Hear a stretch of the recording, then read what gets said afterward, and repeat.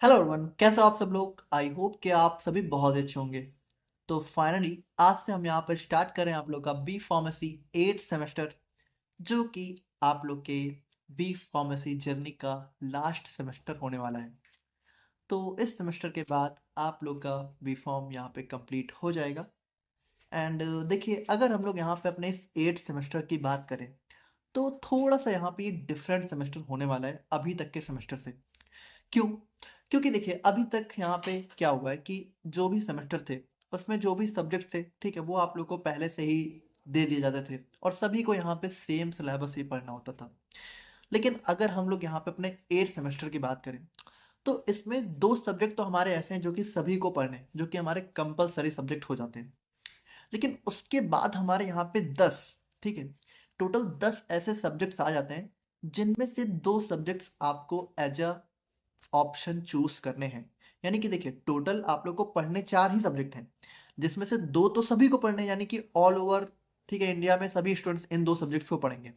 लेकिन ये जो बचे 10 सब्जेक्ट हैं, इनमें से कोई 2 सब्जेक्ट्स आप लोग को यहाँ पे चूज करने होंगे। अब देखो, कभी कभी क्या होता है कि कुछ कुछ यूनिवर्सिटी में या फिर आपके कॉलेज में इनमें से कोई 2 सब्जेक्ट आप लोग को पहले से ही दे दिए जाते हैं कि आप लोग को इन्हीं 2 सब्जेक्ट को पढ़ना है। एंड कई सारे कॉलेज आपको ऑप्शन प्रोवाइड करते हैं कि आप इन 10 में से कोई 2 जो आपको पसंद है, जिनके थ्रू आपको आगे अपनी चीज़ें परफॉर्म करनी है, आपको जिस फील्ड में जाना है, उसके अकॉर्डिंग आप यहाँ पे अपने सब्जेक्ट्स को चूज भी कर सकते हैं। अब देखिए, यहाँ पे ये सारी चीज़ों की वजह से हमारे लिए चीज़ें काफ़ी टिपिकल हो जाएंगी, क्योंकि देखो, 2 सब्जेक्ट जो कि कंपलसरी है, वो तो हम पढ़ाएंगे ही, वो तो हमें पढ़ाना ही है।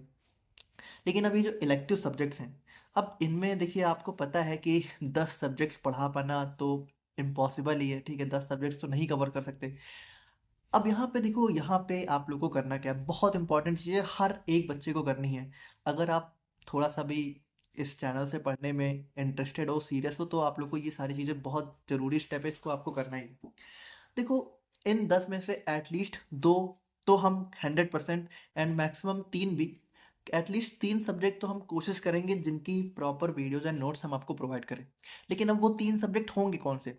तो वो 3 सब्जेक्ट ऐसे होंगे जिन पे हमारे सबसे ज़्यादा वोट होंगे, या फिर सबसे ज़्यादा बच्चे जो 3 सब्जेक्ट पढ़ना चाहेंगे या फिर पढ़ने के लिए उन्होंने चूज़ किया होगा। अब इसको आपको करना कैसे?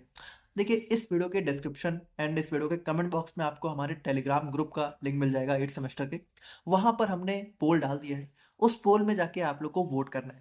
जिन 3 सब्जेक्ट पे सबसे ज़्यादा वोट आएँगे, ठीक है?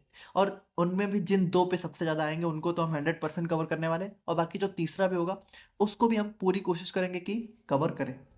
बाकी बचे जो 7 सब्जेक्ट होंगे, अब बाकी बचे 7 सब्जेक्ट में भी जिन 2-3 सब्जेक्ट पे और भी ज़्यादा वोट्स आ रहे होंगे, उनको भी एटलीस्ट हम कोशिश करेंगे कि उनकी नोट्स प्रोवाइड करें, ठीक है? बाकी लेक्चर तो शायद पॉसिबल ना हो पाए इतने ज़्यादा सब्जेक्ट्स का, लेकिन बाकी भी हम कोशिश करेंगे कि इन इलेक्टिव में से एटलीस्ट 5-6 सब्जेक्ट्स की नोट्स आप लोग को दे ही दें। लेकिन इसके लिए आप लोग को क्या करना है, आप लोग को यहाँ पे उस टेलीग्राम ग्रुप पे जाके वोट करना है।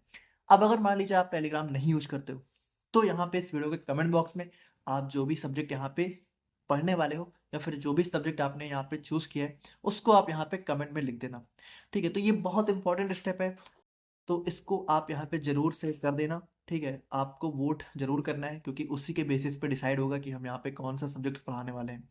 तो ये एक बहुत ही इंपॉर्टेंट स्टेप है जो कि आप लोग को परफ़ॉर्म करना है, तो वो आप कर देना। बाकी बाकी देखो, अगर हम लोग यहाँ पे थोड़ा-सा इन सब्जेक्ट्स का ओवरव्यू लें, तो अगर हम लोग यहाँ पे अपने कंपल्सरी सब्जेक्ट्स की बात करें, तो इसमें सबसे पहला सब्जेक्ट हमारा आता है bio statistics and research methodology. अब देखो, थोड़ा-सा यहाँ पे हमें स्टैटिस्टिक्स के बारे में पढ़ना होगा, जो कि थोड़ा-सा मैथ से रिलेटेड होता है, अगर आप लोग को पता हो, ठीक है? बेसिकली इसमें थोड़ा-सा एवरेज, मीन वगैरह ये सारी चीज़ें ज़्यादा होती हैं। मतलब देखो, इतना टफ भी नहीं है ना? कोई आप लोग को बहुत ज़्यादा भी नहीं पढ़ना है, लेकिन हाँ, थोड़ा बहुत रहेगा तो ईज़ी है, ठीक है? समझ जाओगे, कुछ इतना टिपिकल नहीं है, परेशान होने की ज़रूरत नहीं है।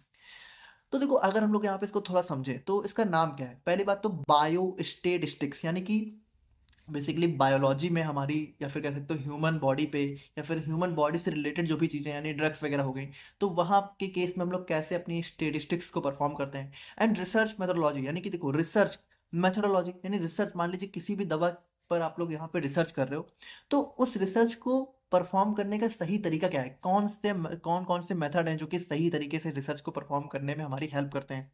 जैसे एग्जाम्पल के लिए आप लोग समझो कि मान लो कोई आप लोग सर दर्द की दवा बना रहे हो, तो अब वो सर दर्द की दवा अगर मान लीजिए बना रहे हैं या फिर कोई मान लो एग्जिस्टिंग दवा भी है, ठीक है, उससे हम लोग कोई बेटर दवा यहाँ पे जो है प्रिपेयर कर रहे हैं, डिस्कवर कर रहे हैं। तो अब उसके लिए हमें क्या करना है, हमें रिसर्च करनी है, हमें यहाँ पे कुछ पेशेंट्स चूज करने हैं, उन पे यहाँ पे स्टडी करनी है। तो कौन कौन से पेशेंट्स हमें यहाँ पे सेलेक्ट करने हैं, ठीक है, और यहाँ पे कितने नंबर ऑफ पेशेंट्स पे हमें स्टडी परफॉर्म करनी है, परफॉर्म करने का तरीका क्या होना चाहिए, तो वो सारी जो चीज़ें वो रिसर्च मेथोडोलॉजी। अब यहाँ पे उस दवा ने, ठीक है, कैसे अपना एक्शन शो किया, जैसे मान लो 10 पेशेंट हैं, ठीक है, तो 10 पेशेंट्स में यहाँ पे उस दवा ने कितनी अच्छे से कितने नंबर ऑफ पेशेंट्स पे अपना इफेक्ट शो किया, है ना, कितनी इंटेंसिटी में यहाँ पे सर दर्द को कम किया।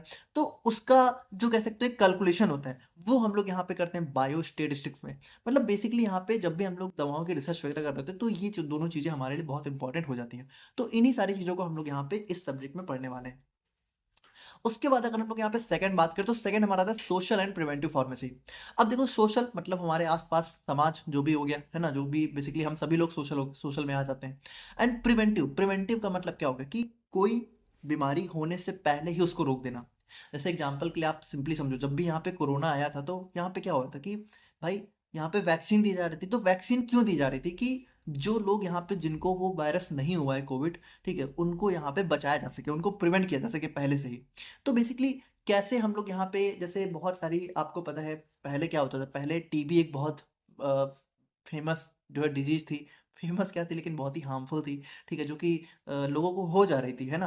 तो उसके लिए भी क्या हुआ था कि बहुत सारे अवेयरनेस प्रोग्राम यहाँ पे बनाए गए थे। तो हम लोग यहाँ पे बहुत सारे अपने प्रोग्राम्स वगैरह के बारे में पढ़ रहे होंगे, कैसे हम लोग यहाँ पे सोशली लोगों को अवेयर करते हैं, ठीक है, और वैक्सीन वगैरह कैसे डिलीवर करते हैं। तो उन सभी चीज़ों के बारे में बेसिकली हम लोग यहाँ पे इस सब्जेक्ट में पढ़ रहे होंगे। अब अगर हम लोग यहाँ पे इलेक्टिव सब्जेक्ट्स की बात करें, तो थोड़ा सा इन सभी का इंट्रोडक्शन देख लेते हैं। जैसे देखो नाम से ही आप लोग समझ जाओगे। जैसे फार्मा मार्केटिंग एंड मैनेजमेंट में हम लोग क्या पढ़ेंगे, हम लोग अपनी मार्केटिंग के बारे में पढ़ेंगे कि कैसे हम लोग दवाओं की मार्केटिंग करते हैं, कैसे उसकी सेल्स हम लोग यहाँ पे बढ़ा सकते हैं। उन सारी चीज़ों को इसमें पढ़ेंगे। फिर रेगुलेटरी साइंस, तो भाई इसको हमने इंडस्ट्रियल फार्मेसी 7 सेम में पढ़ा ही है कि जैसे मान लीजिए कोई नई दवा है, तो उसका अगर आप लोग को अप्रूवल लेना है, तो कौन कौन सी रेगुलेटरी रिक्वायरमेंट हमें फुलफिल करनी होती हैं, ठीक है, तो वो सारी चीज़ें हम लोग यहाँ पे पढ़ेंगे। फार्माकोविजिलेंस, जैसे कोई दवा यहाँ पे जब मार्केट में जा चुकी है, तो मार्केट में जाने के बाद भी क्या हो सकता है वो अपना कोई एडवर्स इफेक्ट शो करे। तो कैसे मार्केट में जाने के बाद भी हमें दवा को मॉनिटरिंग करनी है, तो वो सारी चीजें फार्माकोविजिलेंस के अंदर आ जाती हैं। फिर quality control and standardisation of herbals, तो इसमें हम लोग क्या पढ़ेंगे, जैसे जो हमारी हर्बल हर्बल ड्रग्स हैं, उनकी हम लोग यहाँ पे क्वालिटी कैसे चेक करते हैं, कैसे उनको स्टैंडर्डाइज करते हैं, वो हम लोग इसमें पढ़ेंगे। कंप्यूटर एडेड ड्रग डिजाइन, तो इसमें हम लोग क्या देखेंगे कि आज के दिन में कैसे हम लोग यहाँ पे कंप्यूटर सॉफ्टवेयर का यूज करके हम लोग यहाँ पे दवाओं को डिजाइन कर रहे हैं, है ना। तो ये सारी चीजें इसके अंदर पढ़ेंगे। फिर cell and micro molecular biology, यानी कि देखिए इसमें मॉलिक्यूलर लेवल, जैसे कि सेल डीएनए, ठीक है, डीएनए फ्रेगमेंट्स वगैरह हो गए, तो वहाँ डीएनए सेल के लेवल पे जाके हम लोग यहाँ पे देखेंगे कि दवाएं कैसे अपना इफेक्ट शो करती हैं, वहाँ पे क्या क्या चेंजेस होते हैं, है ना। बेसिकली थोड़ा बहुत बायोटेक्नोलॉजी का भी यहाँ पे रोल आ जाता है, तो ये सारी चीज़ें इसके अंदर पढ़ेंगे। फिर कॉस्मेटिक साइंस, तो यहाँ पे जैसे हमारी जो कॉस्मेटिक्स होती हैं, है ना, जैसे लिपस्टिक वगैरह हो गया और भी बहुत सारे क्रीम्स हो गए, तो उन सभी में क्या साइंस है, ठीक है, उनकी बेसिकली, तो वो सारी चीज़ें हम लोग यहाँ पे अपनी कॉस्मेटिक साइंस के अंदर पढ़ेंगे। एक्सपेरिमेंटल फार्माकोलॉजी, तो इसमें हम लोग यहाँ पे चेक करेंगे कि जैसे कोई भी एक्सपेरिमेंट हम लोग यहाँ पे परफॉर्म कर रहे हैं, चाहे वो क्लिनिकल हो नॉन क्लिनिकल हो, तो वहाँ पे हमें कौन कौन सी बातों का ध्यान रखना है, कैसे एक क्या अप्रोच होनी चाहिए, क्या गाइडलाइंस होनी चाहिए, वो सारी चीज़ इसके अंदर देखेंगे।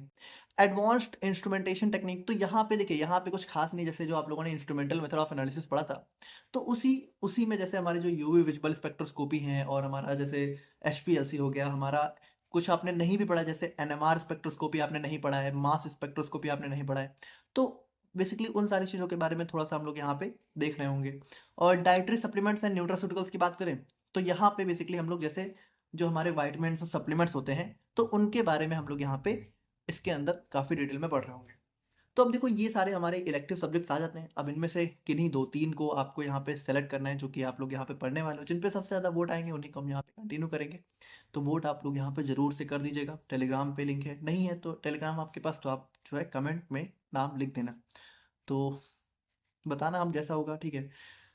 जैसी चीज़ें होंगी उसी हिसाब से हम लोग यहाँ पे आगे की चीज़ें कंटिन्यू करेंगे। बाकी 8th सेम की जो क्लासेज हैं, वो यहाँ पे मोस्ट प्रोबेबली हम यहाँ पे 10th ऑफ फरवरी से, या फिर कोशिश करेंगे उससे पहले भी स्टार्ट करने की। बाकी मिलते हैं नेक्स्ट वीडियो में, तब तक के लिए थैंक यू सो मच।